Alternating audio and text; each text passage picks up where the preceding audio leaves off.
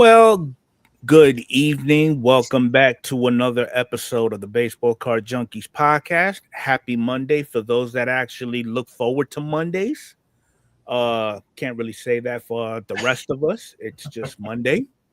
How's it going, Mike? It's going. It's going. How you doing? How was your Yeah, weekend? it was all right. Can't really complain.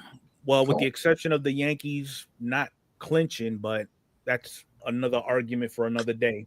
Yeah, I'll get there. But other than that, really no complaints. It's been well. Good. Quick roll call. We got White Sox Tom in the chat. We got Jeff and we got Alan. So if we keep typing, they will come. They will come. All right. So let's get right into it. So first thing is let me go to my outline. First thing that's actually coming down in the chute as far as releases, and I know everybody is really excited about it, but 2025 Panini Prism Baseball, the premium box set. So to me, this is the complete base set to include 6 extra cards. Okay. Scheduled to release today, but it's going to be a Dutch auction on Panini's website. Yeah. So I wonder how well that did. Don't know. But now, as far as the breakdown for this, 300 of the 306 cards are numbered to 199, whereas there's going to be 6 additional cards, the Gold Pandoras, numbered to 4. And obviously, we already know how this works. You've got nothing but retirees, Hall of Famers, and 1 or 2 active players that were squeezed in. Like I'm already seeing Mizorowski, he's in here. So it's James Wood is in here. Okay. I mean, you got a couple of guys in here that are still playing. Dylan Cruz, Hassan Kim. Kobe Mao. Yep. Made's in there. Yeah, Jacob Wilson. What's a Panini set without Bobby? Bobby's in there again?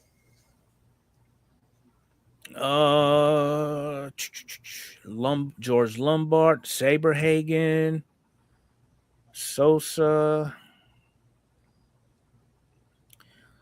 So it's pretty much the usual suspects for this. Cool Papa Bell? Oh, I'm sure he's in here.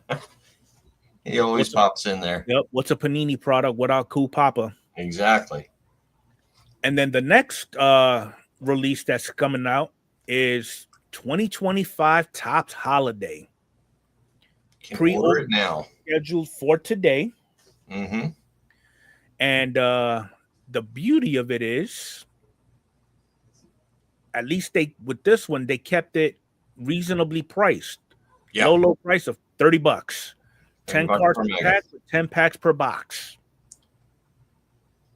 Show the design. The designs are pretty good. I mean, it's simple. It's not as cluttered as it's not cluttered, which I like. Previous editions. They do have the gold parallels. Obviously, you're gonna get the sticker autos. I don't expect on-card greatness for $30. You won't see on-card there. I do like the relics this year. The ornaments actually look like ornaments. And they still have the same formats. You got mega boxes, you got the tins, and you got the advent calendars. Yep. And they're already starting to sell the cases for $900 when you can pick them up now for $600. Yep, there you go. Yeah. The pre-release kicked off today, but the actual release is going to be October 22nd. The only question that both Mike and I came up with is they're talking about with this particular set, it's supposed to have Top Series 1, 2, and Update, but Update hasn't even released yet. So if all goes well, Topps Update will be out before Holiday. Yeah, does it say how many of the parallels you're going to get in there? Like two per box. In a mega box, you're going to get 3 variations, 6 glitter parallels. All right. What about the ones with like the Santa cap? Is that the image variations, I guess? The Santa caps and stuff like that? That's what I'm thinking. So you're going to get In 3. bat. So that's one more than usual. All right. So not a bad deal. And then in a tin, you'll get 6 holiday lights parallels. And then in a calendar, you'll get a past year holiday pack, a evergreen parallel, a holiday buyback, and 20 plaid parallels. I wonder how much that's going to go for. That's a good Advent kind of rip. You know, do a pack a day or something like that. Well, what is eBay asking for? $88 or best offer. And they're not on the website yet, are they? No. Huh. Interesting. Actually, here's the tins right here. That's the tins. Yep. The tins are 45, a case of 600. Yeah, nothing about the calendars yet. Huh. So they're probably going to be $50. More than likely. If they're jumping them up to 89 on eBay already, and they don't even have them in hand. But at least we got a baseball product that everybody kind of enjoys coming out, not something that they pulled out of their 4th point of contact. All right, so we're back to the bounties. So We the Hobby, they're a breaker off of Loop and Fanatics. They're announcing a $125,000 bounty on a 2025 Tier 1 Evan Longoria Bat Knob 101. And it's probably because they have this little Pokemon that's on the end probably. Of it. Yeah, see on Charizard Bat Knob. So not sure how that's going to go well. If 125K. So if they're putting that kind of a bounty out, they're thinking it's going to sell for much more. Probably. I would not doubt it. I don't know that much about Pokemon to say if that Bat Knob is worth it, but a 101. Well, I do know the Charizard Pokemon card is the chase in pretty much any Pokemon product out there. Okay. Because I know back in the day in the 90s, that was the go-to right next to Pikachu. I guess is what its name. But I don't know. If somebody pulls it, I don't know if they would cash in on it or whatever the case may be.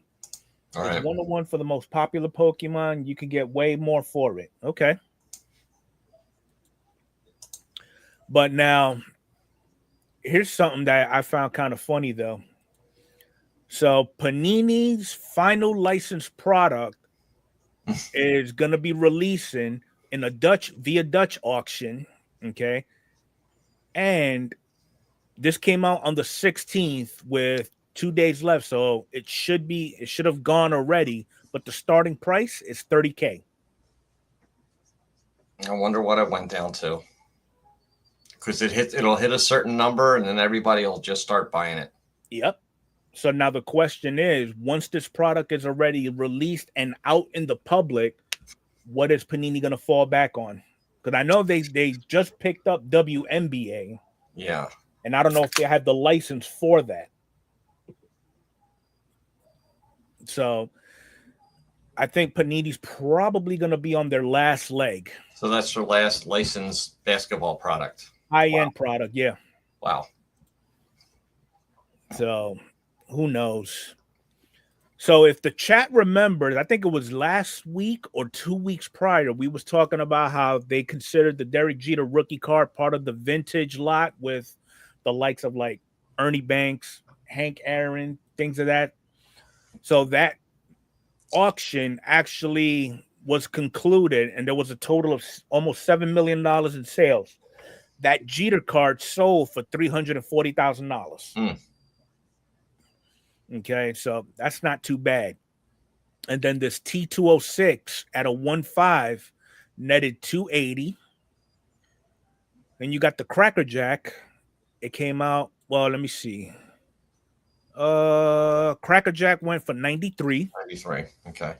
And then Allen and Ginter set of 6 cards, $54,000.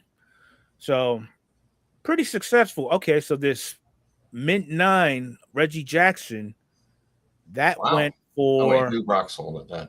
100K. Jeez. Wow. Okay.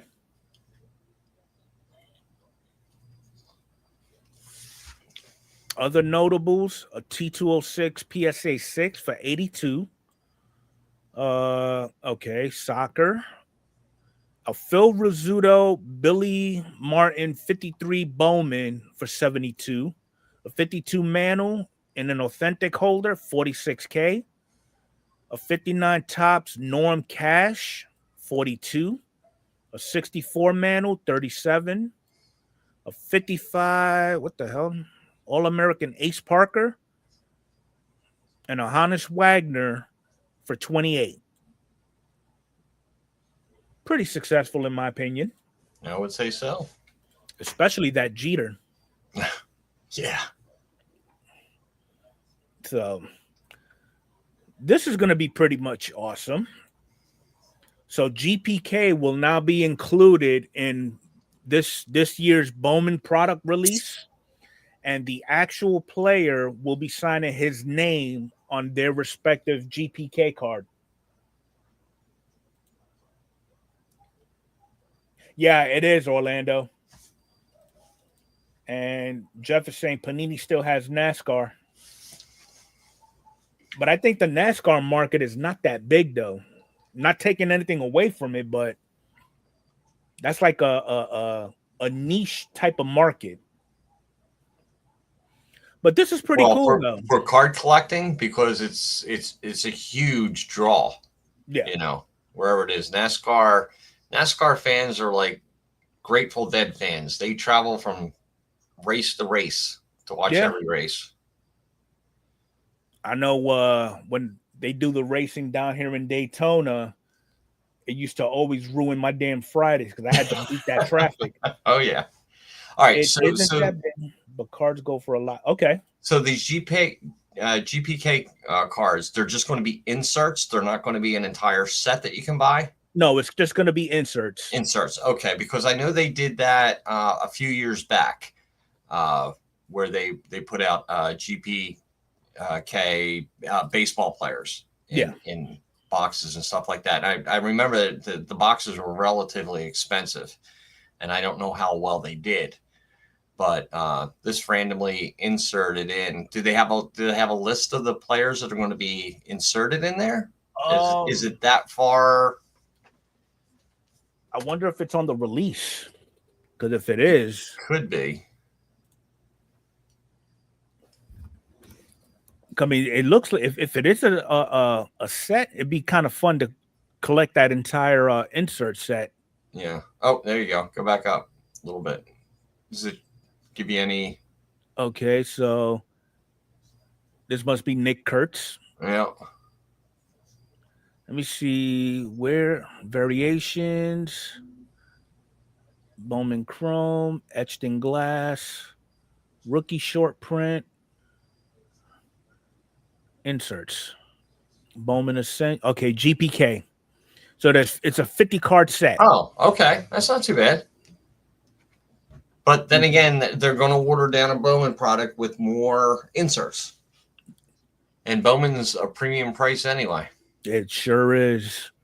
I mean, they do have some good names on here, though. You know, they got David Ortiz, Shota Imanaga, Sammy Sosa, Bobby, Bryce Harper, Derek Jeter. Jeter, Judge, Skeens, Pujols, Ken Griffey, Ichiro. Huh. It would be a blast to get the whole set and pretty damn expensive to get it all too. So now, do they have how many sets? Okay, so it's a red refractor to 5 and super refractors to 1. Yeah. So I can only imagine the odds. Okay, so they got, let me see, 1 insert, 2 inserts, 3, 4, and we'll talk about the retro. Okay, so The next part of Bowman that's coming out, the retrofractors. They got Shoeless Joe Jackson, and I do have a photo of it. And then they got Tony Perez. Okay. He's the second one. Then you got It Came to the League. Okay. Meteoric Rise. Melt Mashers. That's new. Max Volume is another new one. Adios is another new one. So you're looking at about 7 inserts. Too many inserts. You know, and it doesn't help. Used to be 4? Yeah, it used to be 4. Yeah. But then now you got 7 with 2, 3, 4, 5, 6 different variation sets. So it just keeps getting watered down. Yeah, so it's 13 different. Oh, wow. Yeah. So you're going to get a parallel. You're going to get one of those in every pack, guaranteed. Maybe 2. Yep. So, let me see what else we got here. This is the picture of Shoeless Joe Jackson. That's what it's looking like.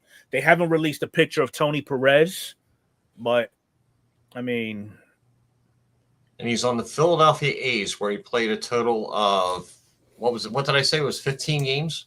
15 games. 10 games. 10 games for the A's in 2 seasons. So, way to go, Tops. All right. More goodies in Bowman. And this is only exclusive to the hobby boxes.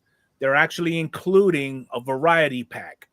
It's either going to be a pearl pack or a variety pack with refractors of gumballs, sunflower seeds, peanuts, or popcorn. Yep, this is the first time. What's going on, Kenny? It's the first time, and he's not in. He should be in a White Sox uniform. Although he was, his better years were actually with the A's. No, actually with Cleveland. Oh, okay. Yeah, I mean he had like a 9.2 WAR, 9.6 WAR, 7.6 WAR. So they were his best years from the time he was 23 through 25, and then he went to the White Sox in 1915.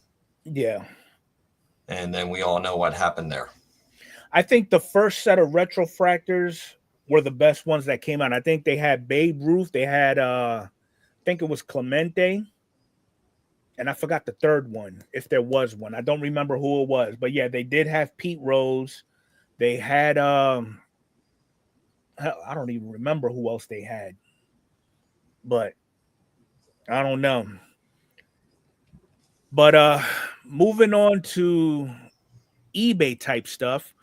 So now eBay has set it up so the sellers can disable the quote require buyers to provide a payment method before they place a bid to stop eBay's 7-day auto pay period from overriding the standard 4-day payment deadline for auctions. So basically they're saying in our experience, around 95% of buyers pay within 4 days anyway. Mm-hmm. And of the 5% remaining, 1 in 5 fail in auto pay. Yeah, Babe Ruth did have a bounty on his retrofractor. Hey, Phil. How you doing? What's up, Kenny? So for those of you that are eBay sellers, y'all got another little tool in your toolbox. So TCG is coming out like COVID. It's taking over. Pokemon has evolved into a $12 billion with a B collectibles market. So, and they've been around for about 30 years too. So since 2004, the S&P 500 has climbed an impressive 483%, but Pokemon cards, they've soared 3,800% in cumulative returns. Wow. So where does that put the sports market? I mean, in a way, I guess you could say that this is a method that they're bringing kids into the hobby. Because, you know, kids is all about the Lorcanas, the Pokemons, the Yu-Gi-Ohs. Oh, man. Hope you feel better, Kenny. Kenny, get better, will you? Jeez. So sorry to hear that, man. Yeah. And that's why Jeff said that the Charizard knob is worth way more than 125K. Yeah. Yeah. Good point, Jeff. Good point. Now, this one is a little iffy. The values between a PSA 10 and a PSA 9 in price gaps. What do we feel about this, chat? So they're using this 24 Caitlin Clark Prism. At a 10, you're looking at about $1,400, whereas a 9, you're looking at $230. That's an 80% drop. And if I know there's a lot of people in the hobby that are quick to say, you know, PSA 9s will go for as much as raw cards, which I believe is unfair. It's totally unfair. That raw card is not going for $232. Mm-hmm. It's probably going to go for, like we discussed in the pre, it's either a price of a PSA 8 or a PSA 7. Yeah. Would be raw cards. I think, well, with baseball, it seems with the production and how overproduced it is and how many cards are, you know, the pop reports and all that stuff on a 10, on a 9, on an 8, on a 7. Is I can see how that could bring the price of a 9 in line with a raw card, but with different products, we don't know all the print runs and the pops on all that. But I think that is, you know, to drop it almost 80% in price, a little bit more than 80% in price from a PSA 10 to a PSA 9 is like, I think that's a little drastic. And I get it too. The player dictates, plays a big part in it too. Like I'm sure if you take a Mike Trout rookie card, you know, a 10 would go for probably about 900, maybe 1,000, whereas a 9 they're barely pushing 300. Yeah, you know. So, but then if you take somebody like let's just say Anthony Volpe, who hasn't been very productive, a PSA 10 for him would probably run like maybe $20. Yeah, probably. That's probably dropped. That's the one thing about, you know, going in on these rookies and prospects and stuff like that. The chance of failure is so much greater than. And it's even for vintage cards too. I mean, let's take a Nolan Ryan rookie at an 8.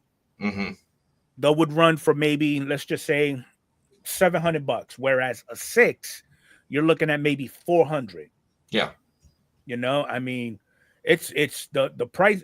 I don't know who comes up with these rules at placing multipliers based off grades, but somebody's gonna have to relook at that and make it make sense. Well, I think it also comes down to sales. It's what the sales are generating on that. eBay probably has a lot to do with that too. So if they're looking at, you know, the eBay price points, you know, it's like, what is a 10 selling at? What is a 9 selling at? What's an average and what's an 8 selling at? I don't think that there's going to be that much of a difference between a modern player 8 and 9 as compared to a 10, you know. The 10 is going to be much higher. And then the 9, 8, 7s are probably going to be in the same pretty much price range for that. Well, I mean, let's take a look at a Volpe PSA 10, see what, you got market movers. Okay.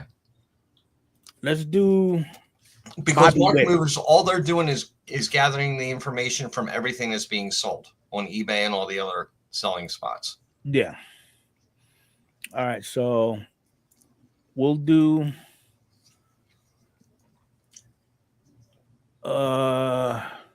which one I did? I did his rookie.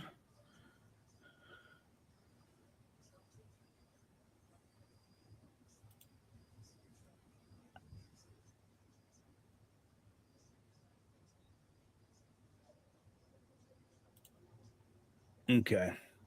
So let's chart. So if we did, that's the PSA 10, and then here's the PSA 9.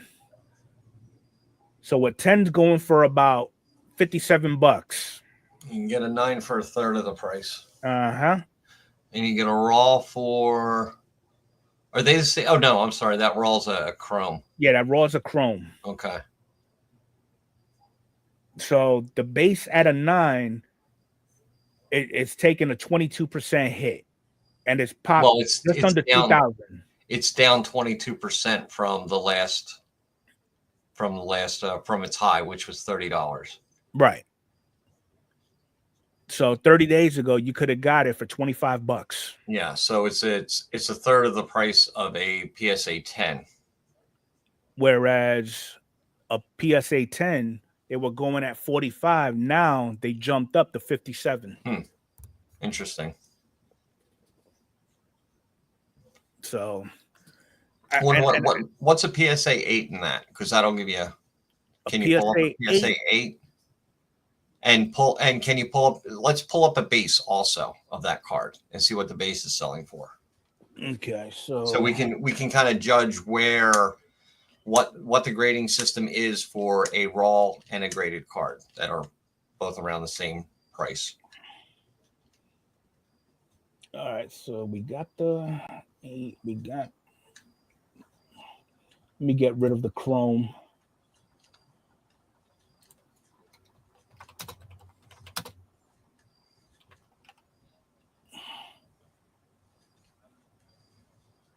Those are the rookie debuts. Don't care about those.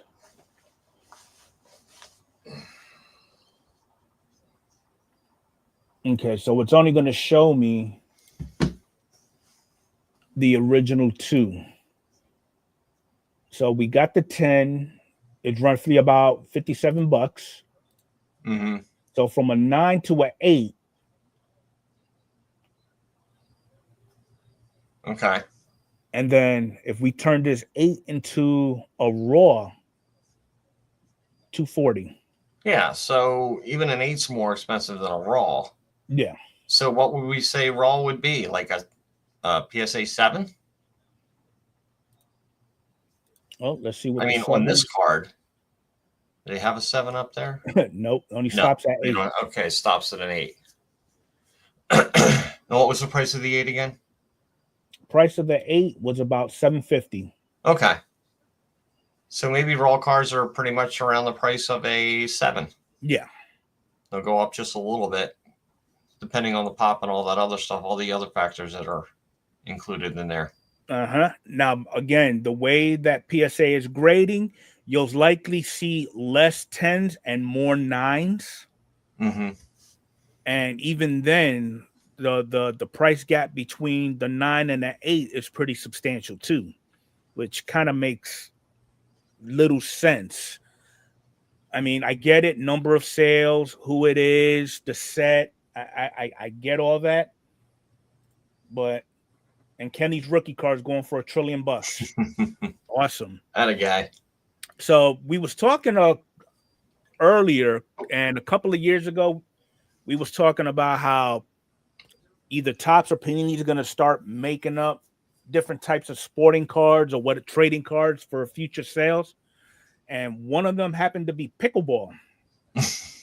And sure as hell, in 2023, a collector dropped $100,000 on pickleball cards.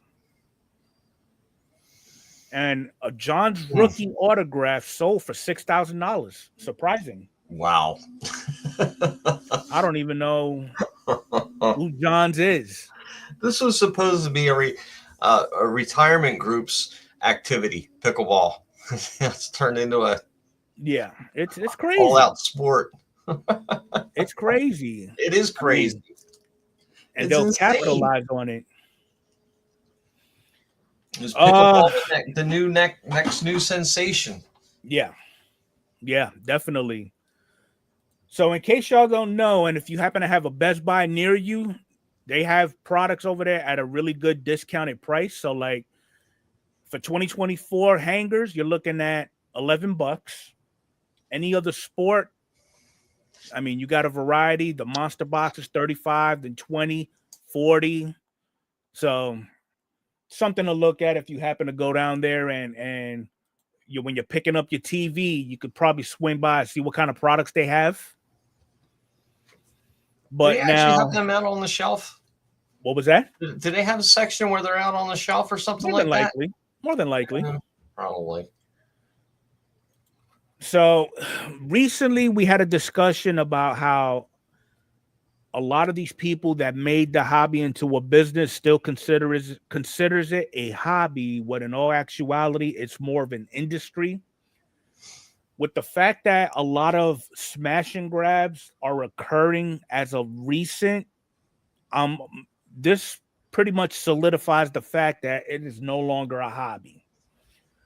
So this particular article, this store is about 10 minutes away from where I live. And apparently it took this person 75 seconds for the robbery to take place. Okay. And took about $30,000 worth of cards, a mix of graded and non-graded, but apparently whoever robbed it knew what they was looking for, knew the layout, and took advantage of it and capitalized on it. So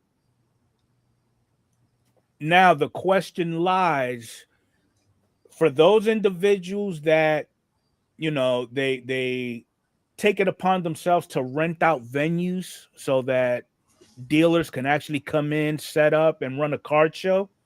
Would it be wise to now start possibly hiring security? Could have been an inside job, Phil. But what about these LCSs? I mean, cameras can only do but so much. Yeah, but inside job, how many people actually work at one of those stores? Like 5 or 6 people at the most? So I actually, in this particular store that got robbed, when I did go in there one day, it was about 5 employees on the date of my visit. Mm-hmm. You had two running the counter, and then you had 3 in the back. Was it on a weekend? No, it was in the middle of the week. Middle of the week. Oh, okay. Yeah, so, but whoever did it, yeah, he basically had that place staked out. He knew exactly what he was looking for. He knew where to go. Come on, 75 seconds. It's 1 minute and 15 seconds to get in, get the cards, and get out. Yeah, he knew what he was looking for. Yeah.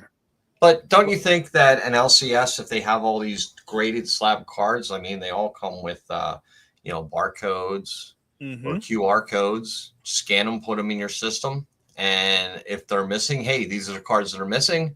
Keep an eye out on eBay. Keep an eye out on anybody selling these cards. At least you have something to track them with.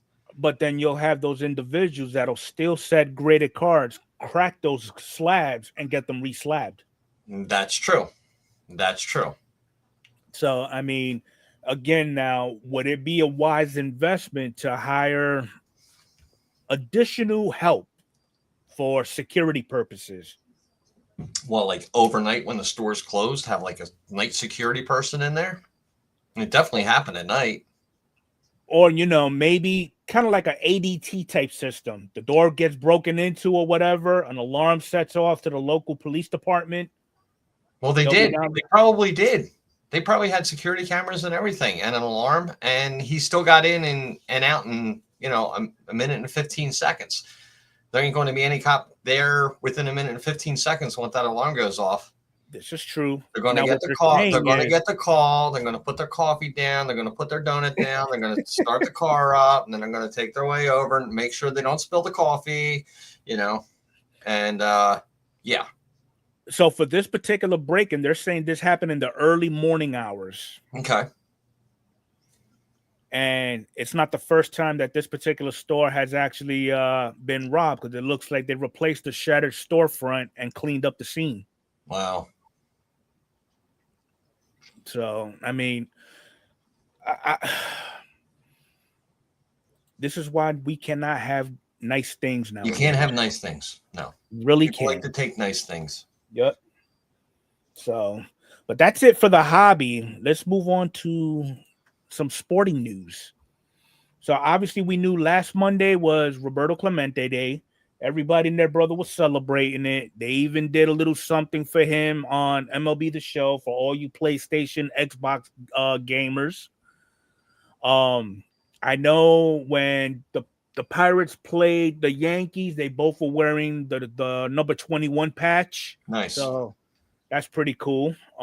They do give a little breakdown of Roberto Clemente and who he was, not only as a player, but as an ambassador of the sport, what he did in his off time. And if we don't know what caused his demise, basically he was on a plane taking some supplies over to one of the third world countries who needed it, and the plane went down. Yep. New Year's Eve, 1972. And they posthumously inducted him into the Hall of Fame. So history has been made also. The Big Dumper stands alone as your home run king for the Mariners in a single season. Something. Yep, that is something.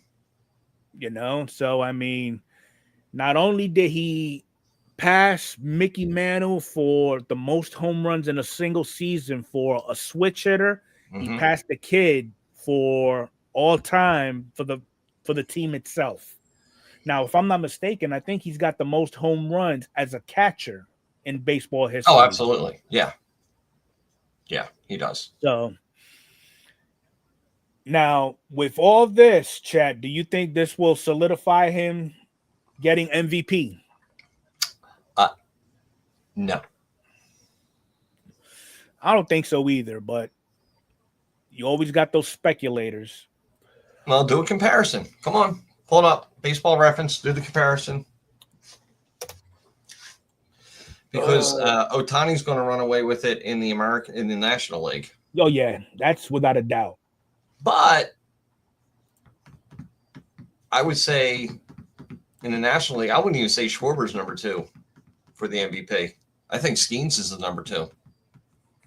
Well, we already know Skeens is a lock for the Cy Young. Yeah. Well, that's what we're looking at. And this is just this season. 4 plate appearances, hits. Yeah. See. Yeah. Okay. So he's got. When was this updated? It's got 58 on there. 58. Okay. Yeah. 58. He's got more RBIs. Stolen bases really doesn't. But the batting average. Look at that. I mean, that's 53, 73, 79 point difference in batting average. On base percentage, he's crushing it. Slugging, OPS plus. Yeah. No, Judge is going to win it. Judge will win it again. Sean saying when the Mariners win the division, he wins the MVP. Really? Okay. That's a bold statement there, you know, Sean. the whole thing about that American League West is that you better win the division or you may not make it in. Yeah. The way the Cleveland came in and just they won what, 10 in a row, or did they win 11? Last time I looked, they were at 10 in a row.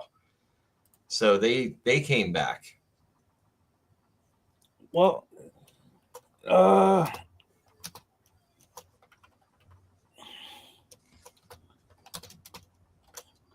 let's see what the consensus says. No, we didn't have Ray. We didn't even talk about that yet. I just brought it up as Sean put something in the air that Rowley will win the MVP if the Mariners win the division. And then I said, watch out for Cleveland, because whoever wins that division, the other team is going to get knocked out of the playoffs. It's either going to be Houston or Seattle. I mean, it's a tight race for that American League MVP. I'm not going to deny that. But, I mean, if you look – see, here's the thing. I think, personally, if you take a look at just your standard stats, you know, your hits, your home runs, your RBIs, and batting average, I would probably think they would favor Cal. But then if you go in the advanced metrics, Judge has it by a long shot. Cal only has home runs and RBIs over him. Right. That's it. And then for batting average, it would be Judge. So, I mean... And he's got 2.1 points more WAR, but you really can't look at that because Rowley's a catcher and Judge is an outfielder. Yeah. So there's different considerations for that. And then who's to say that they'll take the position into consideration? Yeah, that's true. Once you scroll down a little bit, was that their advanced stats a little bit further down? Or doubles, triples, home runs. Scroll down just a little bit. Regular season, there we go. Okay, so Judge has more doubles, more triples. See, that's adding into his slugging and on base also. There's my pitch.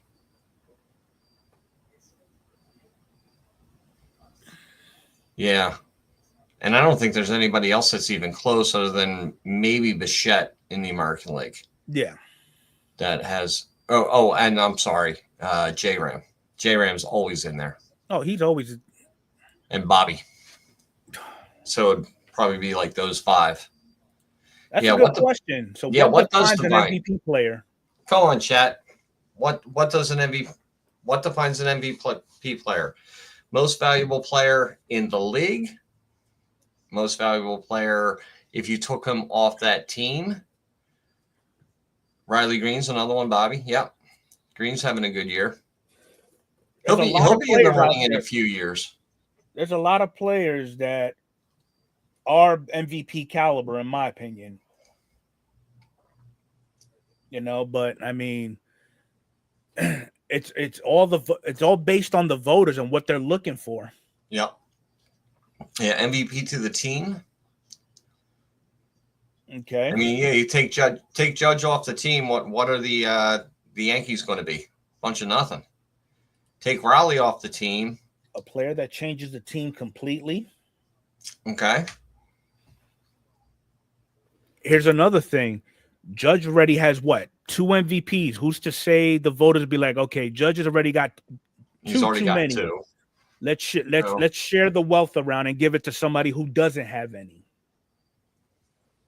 Because I mean, it won't be the first time that voters got it wrong when it comes to MVP voting.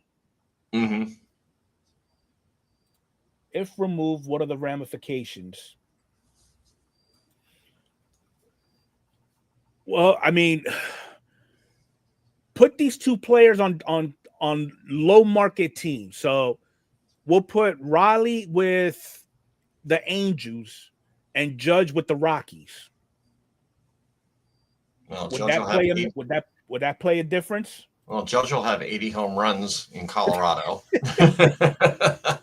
Will that play a difference? I don't even think they have the rest of the team to, Colorado to make.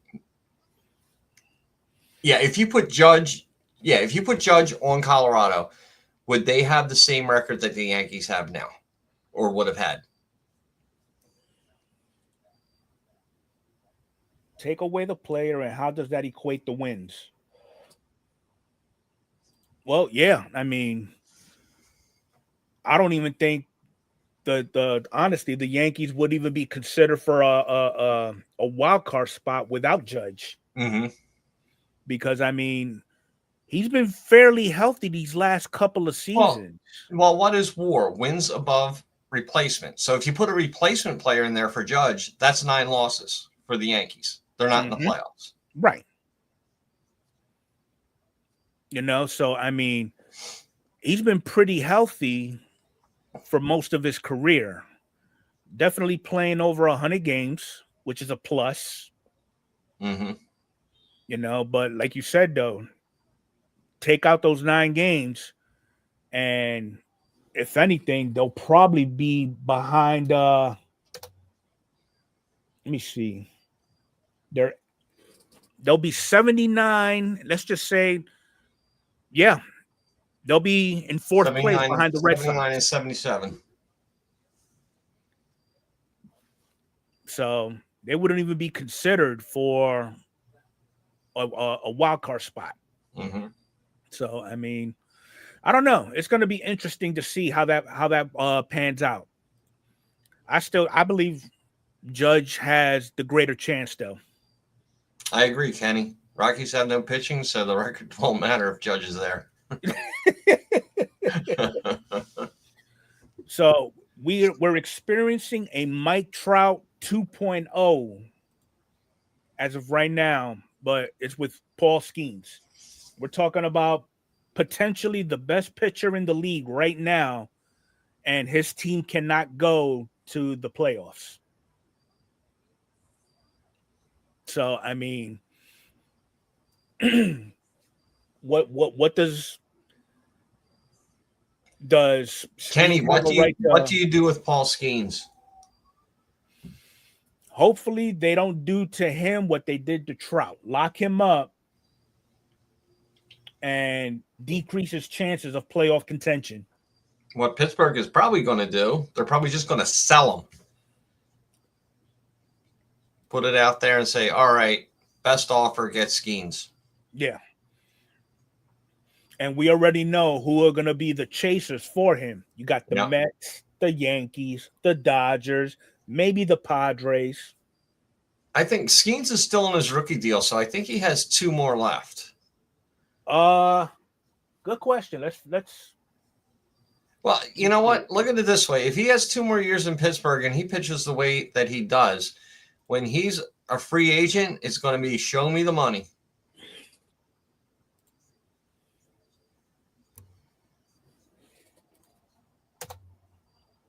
Let's see what Skeens is getting paid.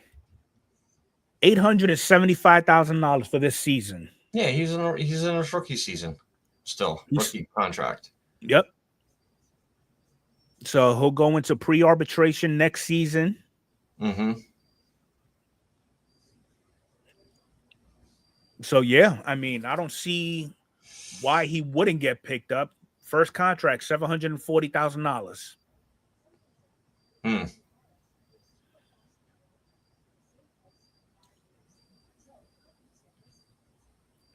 He's a definite free agent. Career earnings $12 million, so he got a nice big signing bonus. Yeah. $9.2 million. Yeah, Jeff. It's going to be an Ohtani 2.0 bidding war. It's going to be crazy. So who's going to be in on it? Oh, we already know. I mean, it's going to be the Mets, the Yankees, the Dodgers, the Padres. Mm-hmm.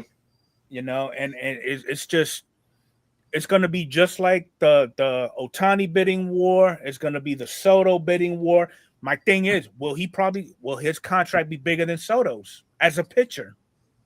Oh, man. I wonder what the highest pitchers. Well, no, you can't do that because Ohtani's got the highest salary but he's a pitcher DH, so can't even put that in there. Yeah. Is he going to command $750 million for 10 years? I don't know. Well, I mean, Sean says he'll be in Seattle. Pittsburgh needs to trade for the best offer. Yep. Yeah. Or where Liv says he will go. I mean, so far his career, he's 21-13 with a 2 ERA. Yeah, with no run support. Yeah. I mean, if you look at his last 5 starts, on the 16th, 3 innings, 5 innings, a pair of 6s, and a 7. Well, his last start was not good. No, it was. He had a clunker. Mm-hmm. You know, but it was only 3 earned runs. Yeah, and he got the loss. So I mean, it's going to be interesting to see how this whole thing with Paul Skeens plays out. Mm-hmm. But yeah, I don't know. And now the question I would have is, if you was Paul Skeens, what would you do?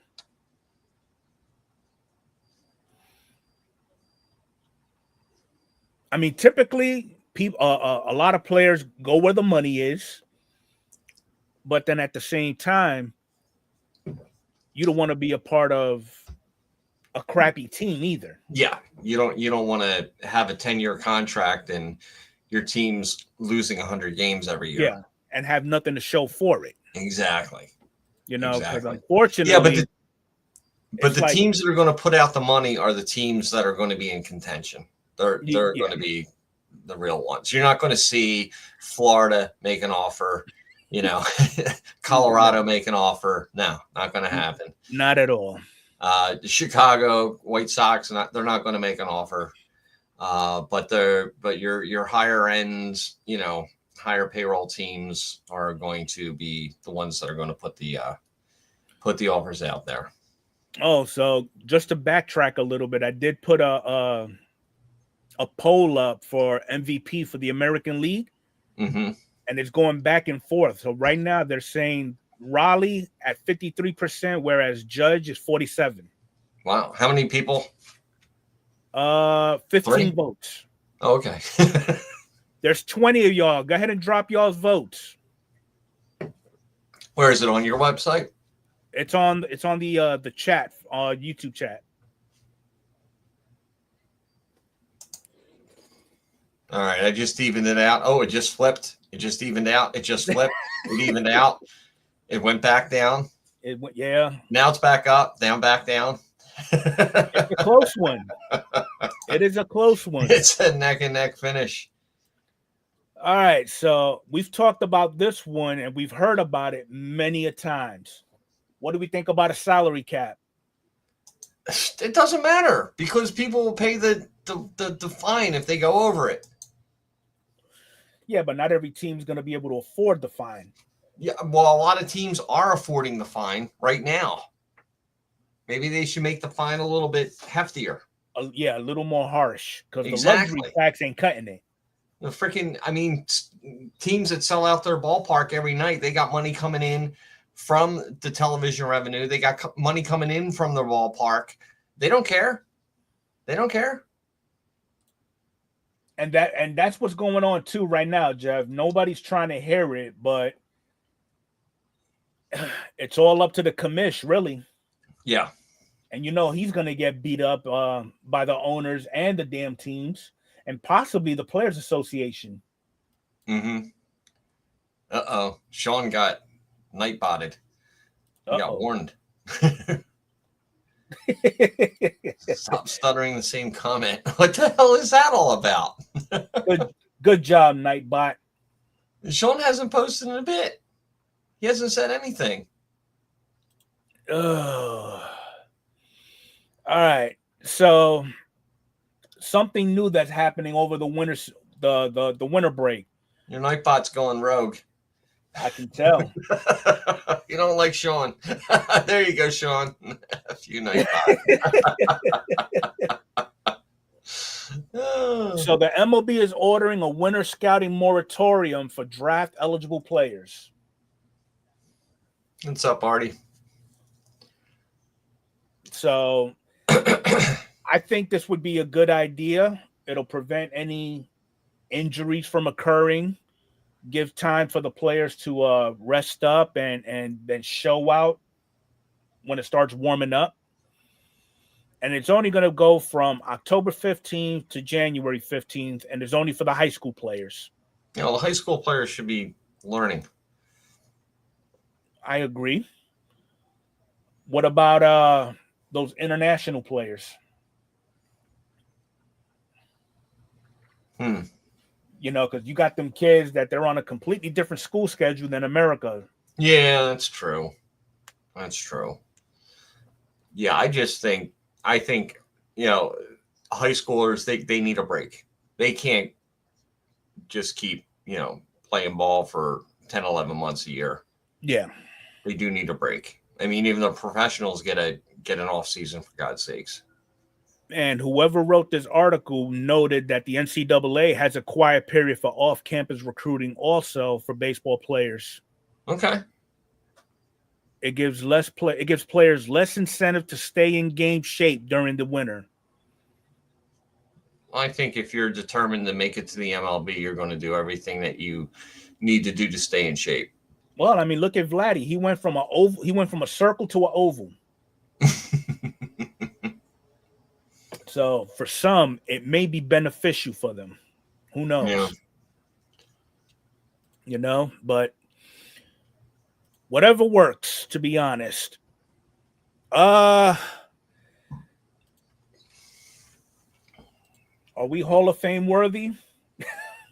No doubt. No doubt. Depends who's on the ballot. And we actually have get to 100%. Now, just for shits and giggles, let's just take a look at his career numbers. And okay, there's nothing wrong with those numbers. Nothing at all. No. Look at the resume.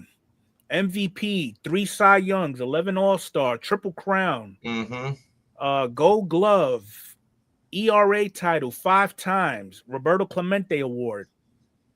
And how is he doing this season? He got a 1.2 WAR. He's 10-2. Yeah. Go out, Clayton. Go out strong. Let me see.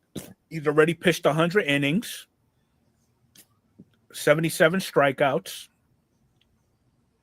He's only hit two batters. Gave up 98 hits, 8 home runs. Yeah, I mean, he's definitely going to be I don't want to say that. He's a lock for the Hall of Fame. Okay, but what about 100% though? No, but like I said, depends who's on the ballot. Whoever is going to be on that ballot in 5 years. So anybody that retires this year is going to be on the ballot in 5 years, plus a few holdovers from previous years. Yeah. But what if Scherzer calls it a career? What if Verlander calls it a career? All in this year, then all 3 of them are going to be on the ballot at the same time. Okay, so just saying it could happen. Right, it could happen. Since you're talking about it depends on who's on the ballot next year. Let's take a look at that. Yeah, these are the first timers for next year's Hall of Fame consideration. So you got Ryan Braun, Shin Soo-Choo, Edwin Encarnacion, Gio Gonzalez, Howie Kendrick, Matt Kemp, Cole Hamels, Alex Gordon, Markakis, Daniel Murphy, Hunter Pence, Rick Porcello, and Neil Walker. Well, nobody's going to get 100%. I don't even know if it depends on how many people from the previous 3 or 4 years are still going to be on the ballot, if any of them are going to make it in.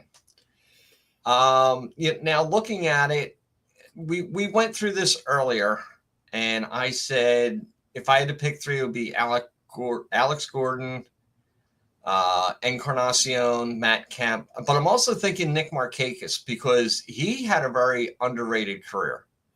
So why don't we just get your baseball reference up, and we'll start looking at these players. Anybody else has a Sean wants Hunter Pence. I love Hunter Pence. I don't know if he has the numbers. I don't know, but we'll take a look at it. We'll take a look at it. We'll do a comparison. Okay, so we'll look at Hunter Pence, see where he's at. Hell no. Listen, he's a great ambassador of baseball. He's a great person to have in your clubhouse. All right, morale doesn't win championships. Let's take a look and let's do some comparisons on the other players that are in there. Now let's. I would go. My first pick I would have gone with would have been Alex Gordon. Okay, that would have been mine. Alex Gordon. Anybody else in the chat has anybody? Shaw says Edwin for him. All right, so. Whoa, even Alex Gordon's not that great. Exactly. Wow. Edwin Encarnacion. Who's another name that you got, Mike? I had was it Matt Kemp? Okay, let's do Matt Kemp. And I think Nick Markakis. Matt Kemp and Nick Markakis. Let's go one more. Was it Ryan Braun? You pick one. Did I actually put Ryan Braun in here? No, I did not. So we'll go Ryan Braun. Ryan Braun.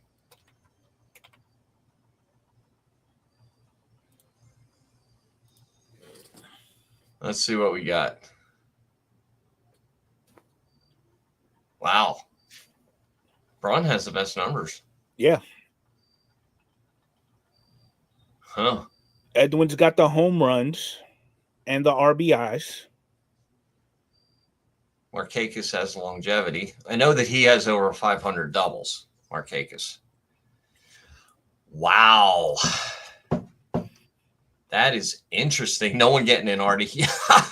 That's what I'm thinking. I think it's going to be time for some of those players in the last, 2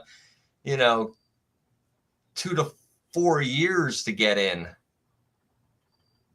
Huh. So I think he did, Bobby. I think Braun had a PED issue. Yeah, he did. So that's going to not. Yeah, I don't think anybody's going to get in. So now here's a question for the chat then. And to me, it kind of makes sense. With these numbers for all these first-time eligibles, those that are currently still being looked at, would that boost up their voting? What do you mean still being looked at that didn't make it? For example, you've got Manny Ramirez, you got Alex Rodriguez, you got a few others that are like in their third, fourth, or fifth year being. Well, yeah, that's what I'm saying. That's what I'm saying. That the players that didn't make it in the last 5 years now have a really good shot because this is a very weak, because a weak class. Let me see. Yeah, I think Sean's right. I think they're going to skip the Hall of Fame this year. All right, so this was last year's.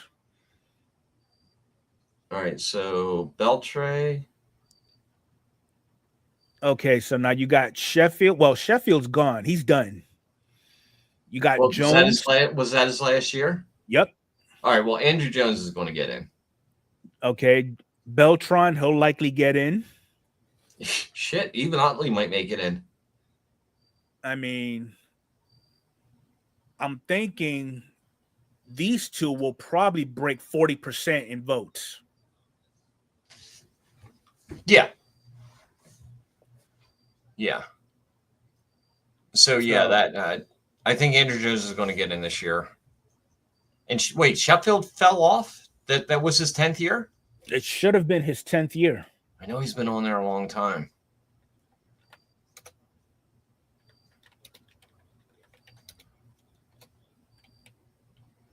Hey, Larkin. He will not be. He fell off last season. He fell off last year. That was his last year. Wow. Yep. That would have been the perfect time for him to get in. So now Veterans Committee for him. Yep. Who was it the year before? Can you put up 23 or 23? 24. No, this is 24 right 25. Here. Well, we just did the yeah, okay, 23. You're right.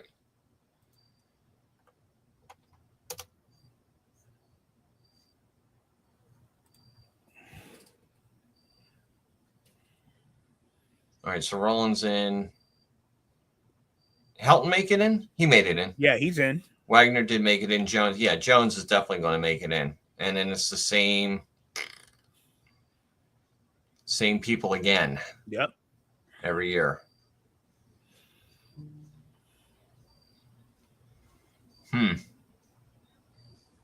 Yeah, I think we're going to see Andrew Jones get in this year. And then possibly Beltran. And then it's a coin toss after that. It just depends. It's all about the PEDs. Yeah.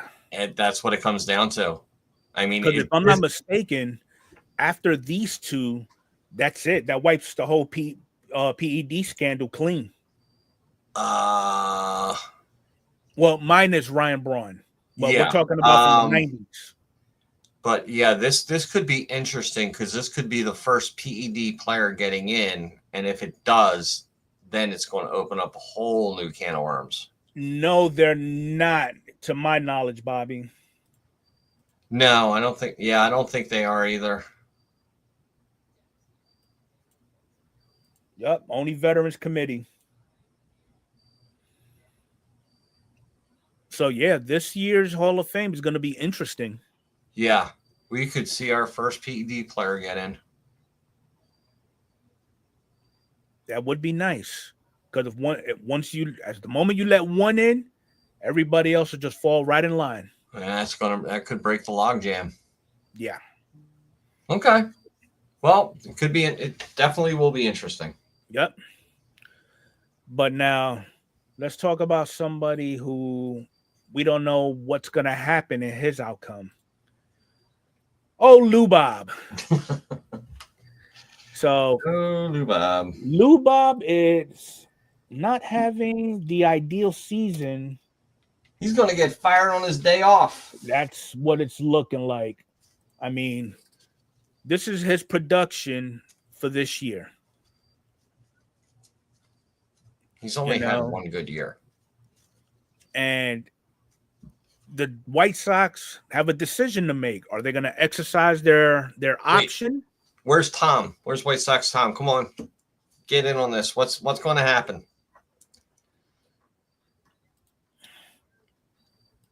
Sean, flattery will get you nowhere. Oh, now Flager's going to sick the nightbot on you. Yep. So, what's up, Adrian? Hey, Adrian. How we doing? She's placed her vote. Judge should still be MVP this year. Yep, there you go. Okay, Tom's saying Lou Bob will be better on another team. I think he would be better on another Question is, what team is going to pick him up? Somebody's going to take a shot on him. I mean, now, what would you do if you was the White Sox front office? Based off his numbers from previous seasons. I'd fire the general manager if I was in the White Sox office. What would I do with Lou Bob? Well, if you put out a trade, you're not going to get anything back for him right now. So I would just pay him the $2 million and let him go. Just put him on the market? Just put him on the market. Pay him the $2 million. I wouldn't pay him another $20 million for another year. Okay. I think it would be the best situation for him also. I mean, dangle him out there and see if any team's going to bite, so you don't have to pay the $2 million. Welcome to Las Vegas. There you go. There you go. You can get him cheap. What's his current salary? What is it, $20 million a year? Well, let me see what they were paying the man. Well, it's $20 million for this season, this upcoming season, or $2 million to let him go. So this season he was paid $15 million. Okay, so next year is probably the 20 mil. Yep, there it is. Oh, he's got 20 mil for the next 2 years. Yeah. So if they trade him, that team has to pay him that 20 mil. Mm-hmm. Yeah, he's not going to get traded.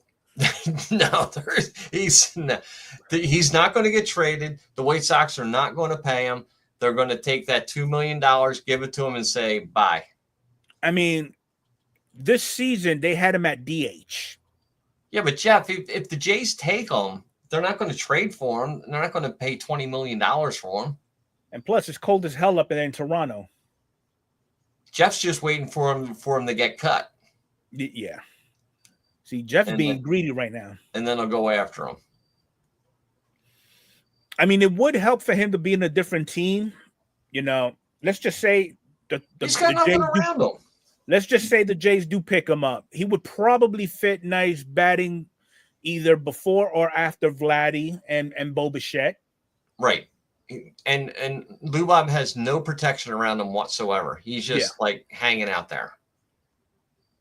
So, I mean, I don't know what the White Sox would do. Yeah, I don't know. The Pirates would be stupid enough to pick him up. I wouldn't doubt it. Isn't $20 million the entire team payroll for Pittsburgh? That's including luxury tax. Oh no! Wait a minute. They paid Brian Reynolds this year. He got paid. Okay. Yeah, I definitely think a change of scenery is what needed. But you know what? If there was a change of scenery, it's like, why didn't it happen at the the trade deadline? Yeah. I think everybody was looking at that. That's how. I mean, the Phillies were rumored to go after him, but I think we got a pretty good deal on Harrison Bader. He's only batting like 350 since he's been with the Phillies. He just can't hit. Otherwise, he's a 5-2 player. Okay. And then Alan says that the White Sox put incentive bonus and drop him just before he reaches them. Well, I wish nothing but the best for Lou Bob. Yeah. But now, let's have a little fun. This is every team's GOAT in their history. Do we agree?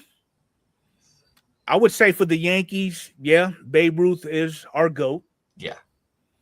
I think the only one that I had a little thing was with the Marlins, because they don't hold on to players for more than 3 or 4 years. So it was like, okay, so yeah, you have Stanton, you have Miggy, and you have Yelich. That were three of the top players on the Marlins. Let me go ahead and put those 3 in. Yeah, but you're gonna have to do it like first 3 years or 4 years or 5 years, however long they were on the Marlins. I think it was 3 years. Most of them were on there. Yeah, so we'll do the first 3 years. Do the first 3 years. Oh, and Jeff is going Steve over Roy. I mean, Steve was one of the best pitchers of the 80s, no doubt. I just threw Christian Yelich in there. What the hell? Let me go back, redo. It's getting late.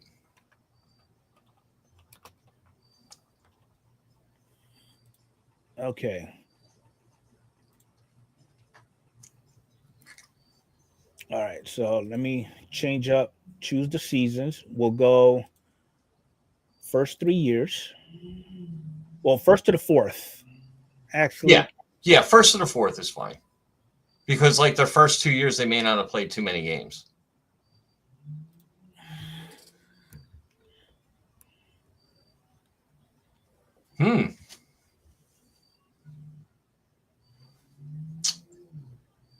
I go Miggy.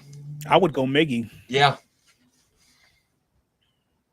I would go Miggy for the Marlins. That was the only one that I had a somewhat of an issue with, but it was for the Tigers, they had who? Ty Cobb. Okay, yeah. Yeah. But okay. I mean, Evan Longoria for the Rays. Yeah. I don't see any difference. Sean might have something with the Astros. They got Bagwell. I'm not saying it's not a good choice. I'm just saying that Sean might want to chime in on that. Okay, Kenny is saying either Clemente or Stardew for the Pirates. Yeah. Oh, and there you go. Sean said he would take Biggio. Okay.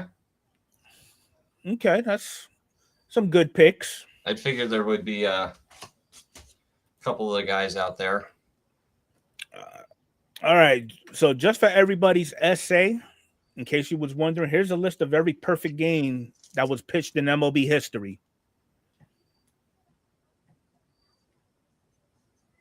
Going back to 1880.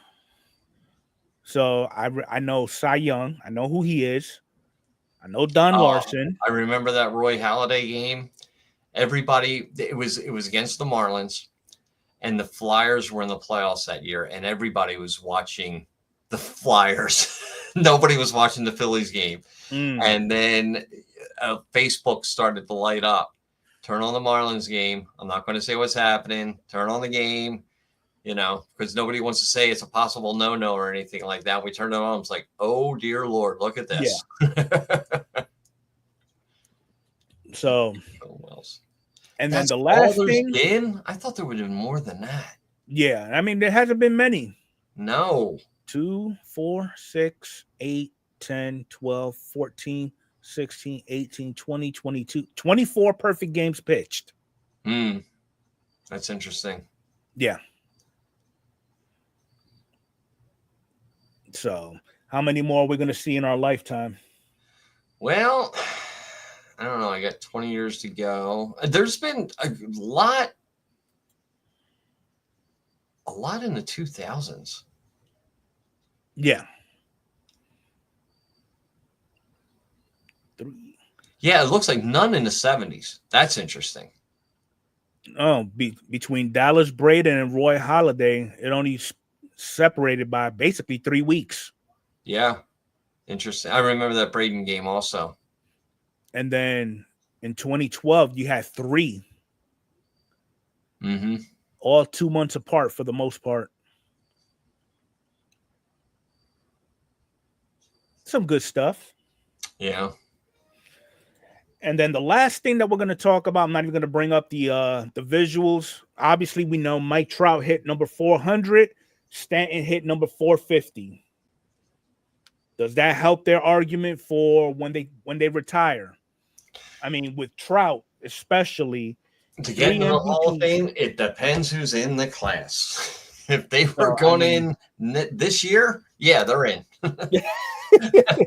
It depends on who's in the class.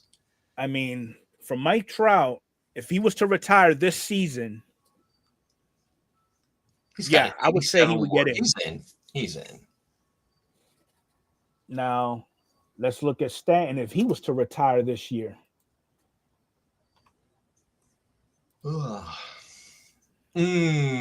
questionable about the WAR.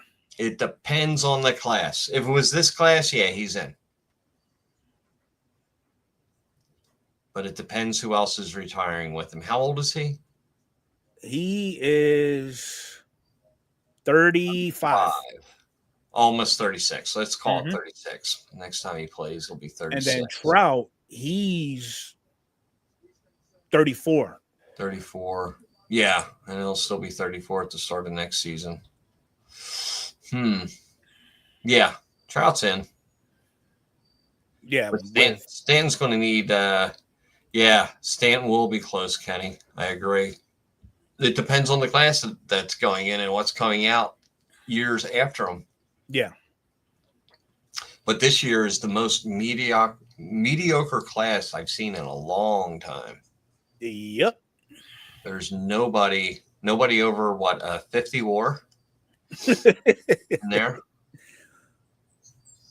21, 30, 33, 35. Yeah. Ryan Braun, if you exclude his PED season, he'll probably be in the 30s. Yeah. Because, I mean, when did... Well, wait a minute. That kind of, with all those wars, that could lead Cole Hamels in there too. Because Cole Hamels is on the ticket. That might help him out. 59 WAR. Cole could. Ooh, I think Cole retired at the right time. He could make it in this year. You think so? 2,700 innings pitched, 2,500 strikeouts. I mean, he's not the top, like Mount Rushmore of pitchers or anything like that. But he had a great career with Philadelphia. I mean, his highlight was with Philly for the most part. Yeah. But he didn't win a Cy Young or anything like that. I mean, he wasn't even close in the Cy Young voting. The highest he ever was 5th. Yeah. Well, top 5. Burley should be in. Yep. That might have opened up the door for Hamels to get in. Interesting. And the only reason is because it's a weak class. That's the only reason. So it could be like him and Andrew Jones and a steroid player could make it in. 25. What do you think of Ryan Howard? It's never going to happen. No, Well, I don't think Ryan Howard's going to make it in. Unfortunately, we will have to wait and see how it plays out. It is going to be interesting, though. Yeah. All right, One of so the weirdest Hall of Fame voting processes. That's for sure. Jeff thinks there was another pitcher who got in without a Cy Young too. Oh, probably. There probably were pitchers. Oh yeah. Yeah, like Nolan Ryan. I don't think he won the Cy Young. Yeah. He made it in. So the final voting for MVP, it looks like everybody is saying Cal Raleigh's gonna get it. Okay. All right. Well, we'll see how that works out. Nolan Ryan, yeah. Lots of them never won a Cy Young. Cy Young got in. Oh man, but that's pretty much everything that we got for tonight. Glad everybody was able to participate. You know, it was a little bit of fun. Yeah. Pretty soon, this time next week, playoffs are we should start getting ready to be in playoff mode. Yeah. So all games start at 3 p.m. on Sunday, 3 p.m. Eastern time. So they're all going to wrap up at the same time. So playoff races and all that stuff. If there's any teams that are waiting for the final day, it's going to be the day. And I'm glad that baseball did that. They did that a while ago, and I think it's really cool that all games start and are ending right around the same time. So you don't have to wait until 7 o'clock at night and then stay up on the East Coast till 10:30 to see. So this is what we're looking like if the season ended today. Look at Cleveland. Where did they come from? Yeah. Look at the Reds. Well, I don't foresee the Reds getting past the wild card. Well, they may not even make it in yet. I think the Mets are right there. I don't think the Giants are anymore.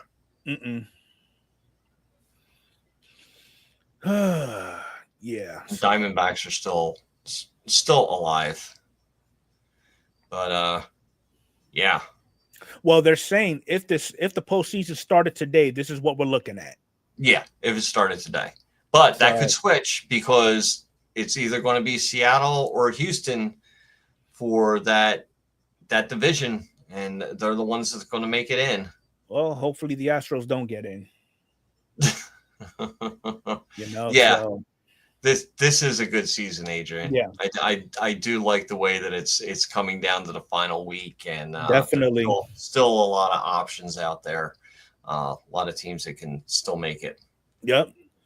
But yeah, the Mets have really fallen off. Yeah, there's some teams that pretty much shit the bed. It's the curse of the Mets. Yeah, I don't know what it is. Hopefully, they get it together going into next season, and for those that are in, they make it worth their while. So, but I appreciate everybody hanging out with us. If y'all haven't done so, hit that like button for me. Mike, got anything upcoming? Gonna hang out with Jeff on Thursday night on his $10. I think we're doing hockey. I think it's hockey this week. And we did baseball last week or last 2 weeks. I think we're doing hockey. I'm not sure. One or the other. Jeff, you can put it in there what we're doing. And then I was supposed to do a segment with Maiden on Sunday and got in touch with him, and he's under the weather. So he's been trying to battle something for the past couple of days. Kids are back in school, so they're bringing everything home to him. He's getting sick. And it's like so we're going to try to do it on this Sunday at 7 p.m. on his channel. We're going to talk rock, prog, and metal. And then we're going to take it from there. All right. Well, as for me, I ain't got nothing going on.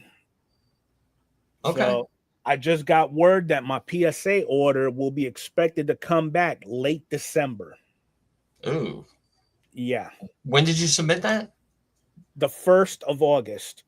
Ooh, yeah. Oh, I forgot one thing. The giveaway for my Goodwill baseball cards that I got. That's going to be Wednesday night at 7 p.m. And this is a nice stack of cards. So if you haven't checked out my channel for the giveaway, go on there. It's the top video on the site as soon as you go on YouTube, and just leave a comment on what your favorite card is, and then we're going to do the giveaway on the random wheel on Wednesday at 7, which is the 24th.